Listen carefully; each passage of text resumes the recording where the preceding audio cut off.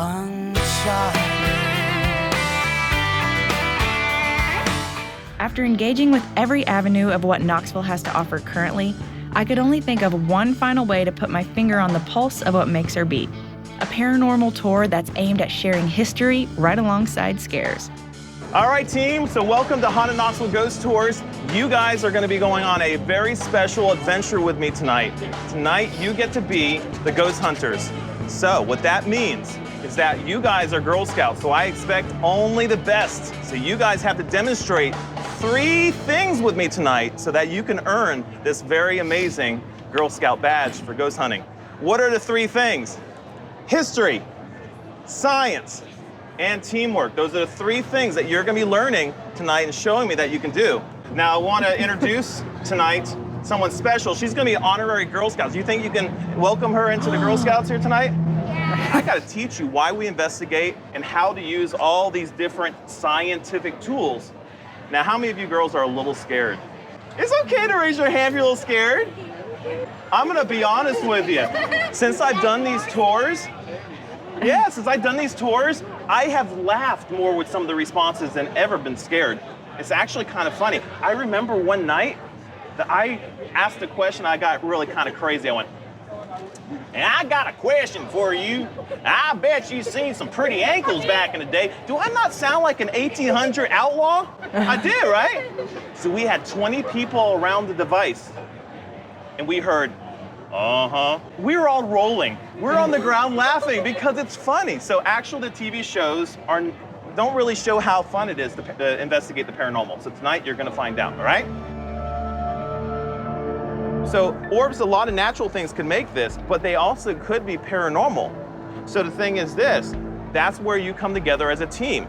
You can actually go to this area with other tools and try to substantiate this claim. Now, can you guys tell me why I'm going through all these? Exactly, because my first year, when I did my ghost tours, I didn't go through this. So people were taking pictures and capturing orbs and they didn't know what they were. And I'm like, you're missing things. That's why we're doing this. I'm training you guys initially. Why? Because you're part of my team tonight. This is where the Second Presbyterian Church graveyard was back in the 1800s. Now that is kind of creepy because there's obviously not one here today, but we have history behind this graveyard. One of the biggest battles in Knoxville during the Civil War was the Battle of Fort Sanders. A week before that battle, a high-ranking officer got shot and sniped at about a mile shot, and his name was William Sanders.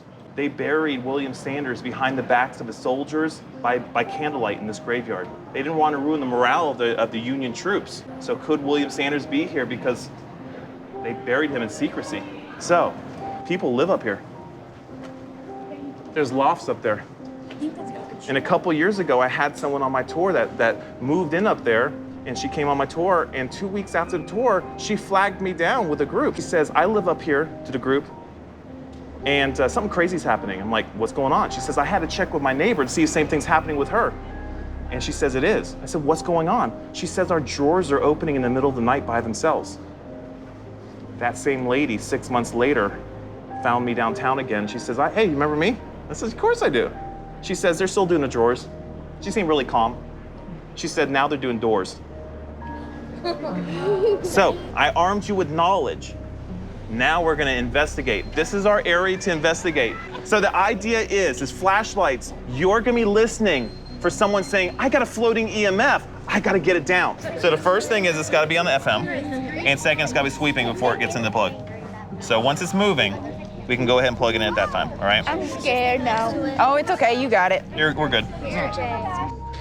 Going to remind us Hi, my name is? Hi, my name is Sarah. If this scares you, you can talk to this device. May I please have your name? May I please have your name? Now you can go into questions. Do you know the judge? Do you know the judge?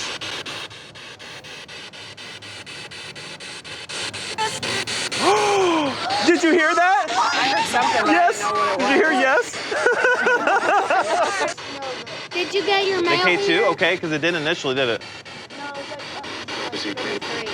Yes, he did.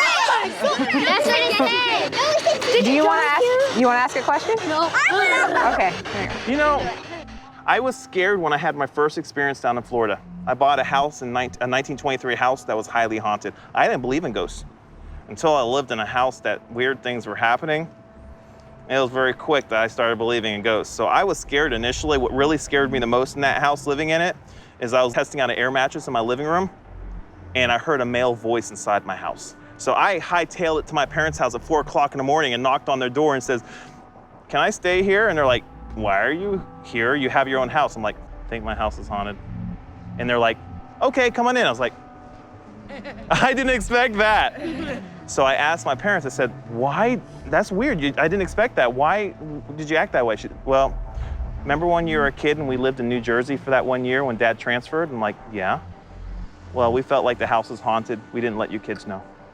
Yeah. So understand it's changed a lot. Back in the day, if people had experiences with the paranormal and ghostly stuff, they didn't really share it because they're afraid of being thought weird of. But now we can talk about ghosts. We can investigate. We can say hi to ghosts. While all of our days are ultimately numbered, this tour helped me remember that in many instances, the choices we make will outlive us significantly.